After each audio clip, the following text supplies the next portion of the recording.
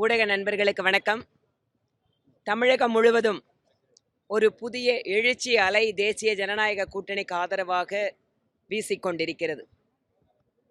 செல்லும் இடங்களிலெல்லாம் பிரதமர் மோடி அவர்கள் மீதான தமிழக மக்களுடைய அன்பை, ஆதரவை, ஆசிர்வாதத்தை நாங்கள் பெற்றுக்கொண்டிருக்கிறோம். மத்திய சென்னையிலே தேசிய ஜனநாயக கூட்டணியினுடைய வேட்பாளர் அன்பு சகோதரர் திரு வினோஜ் பி செல்வம் அவர்கள் வெற்றி முகத்தை நோக்கி சென்று கொண்டிருக்கிறார்.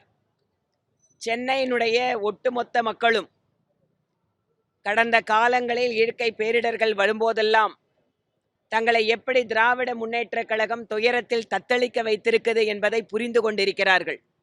ஒரு மாற்றத்தை விரும்பிக் கொண்டிருக்கிறார்கள்.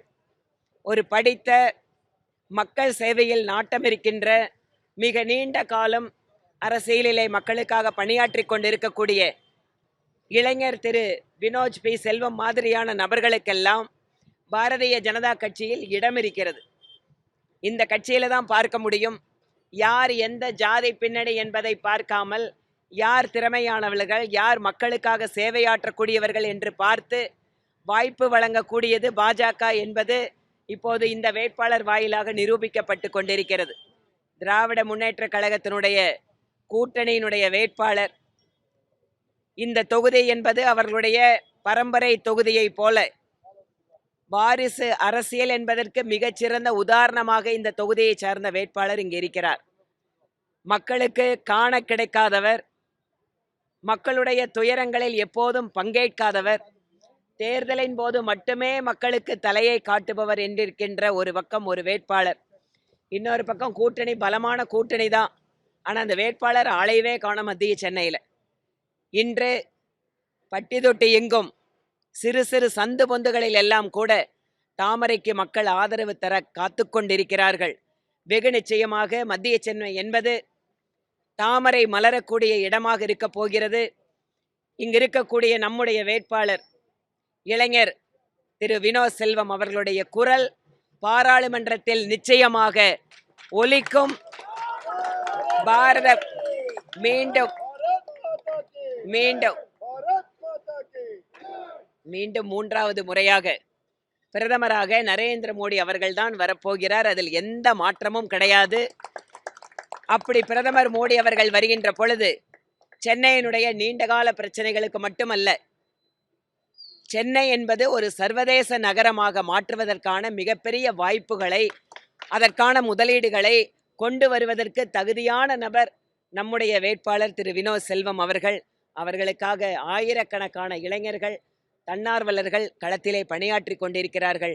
பெண்களுடைய ஆதரவும், முதல் தலைமுறை வாக்காளர்களுடைய ஆதரவும் முழுமையாக பாரதிய ஜனதா கட்சிக்கு இங்கு இருக்கிறது. தேர்தல் நேரத்தில்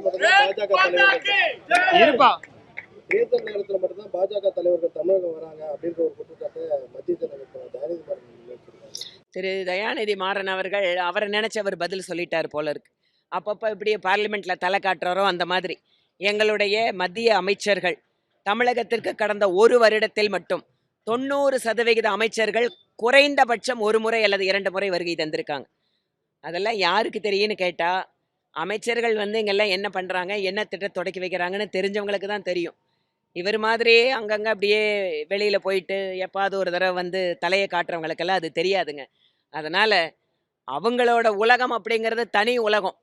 அந்த தனி உலகத்தை விட்டு சாதாரண ஏழை எளிய மக்களோட உலகத்தில் அவங்க இல்லை. அதனால அவருக்கு தெரியாது.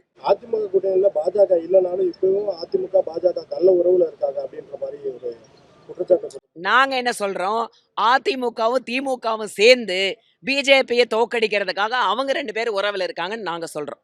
அதே மாதிரி அரசு விழாக்கள் அப்படின்னு சென்ட்ரல் மினிஸ்டர்கள் ஆகட்டும், பிரதமர் ஆகட்டும் வரும்போது வரவேற்ற நம்மளுடைய மந்திரிகள், சிஎம் இப்போ இந்த எலெக்ஷன் டைம்ல வரும்போது கடும் எதிர்ப்பு தெரிவிக்கிறதுக்கு காரணம் என்ன? பிஜேபியில இருந்து சென்ட்ரல் மினிஸ்டர்ஸ், பிரதமர் யார் வந்தாலுமே கடும் எதிர்ப்பு தெரிவிக்கிறாங்க.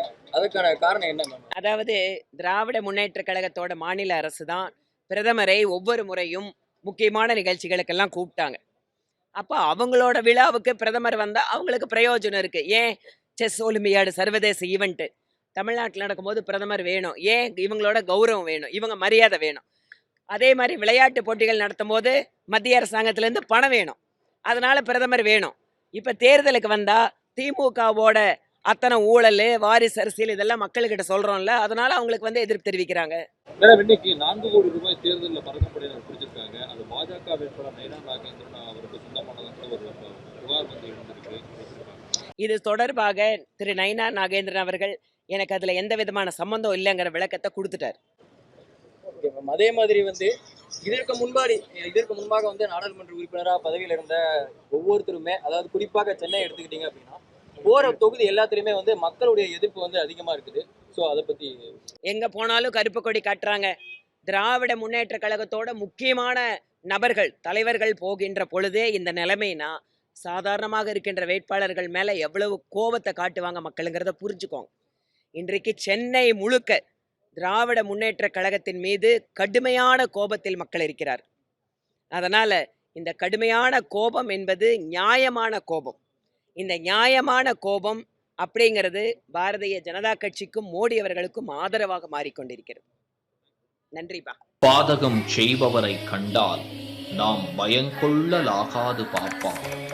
மோதி மிதித்து விடு பாப்பா, அவர் முகத்தில் உமிழ்ந்து விடு பாப்பா. அண்மை செய்திகளை உடனுக்குடன் தெரிந்து கொள்ள இணைந்திருங்கள் இயம்நாடு தொலைக்காட்சியுடன்.